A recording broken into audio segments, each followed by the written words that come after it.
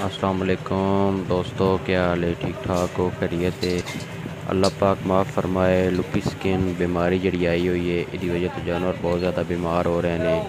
यह एक देसी टोटका है। जैसे पनीर तुसी लेना में अद्धा किलो, तो ये जवैन मिक्स करनी है, चौरायता मिक्स करना है, काली जीरी मिक्स करनी है, घोड़े कौड़ मिक्स करनी है,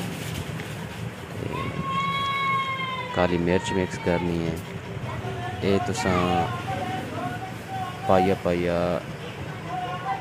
मिकदार च लैके इसमें ग्रैंड करवा लेना। ठीक है, मोटा मोटा ग्रैंड करवा के ये तुसीं अपने जानवरों को दो। अल्लाह ताला रहम करे, इंशाअल्लाह ठीक हो जासा। मैं अपने जानवरों वास्ते ली थी ये भी जड़ी बूटी रायता इंडिया का। मैं काली जीरी, घोड़े कौड़, पनीर, ये 6-7 आइटमां ने मैं मिक्स करवाइया ने अपने जानवरों वास्ते।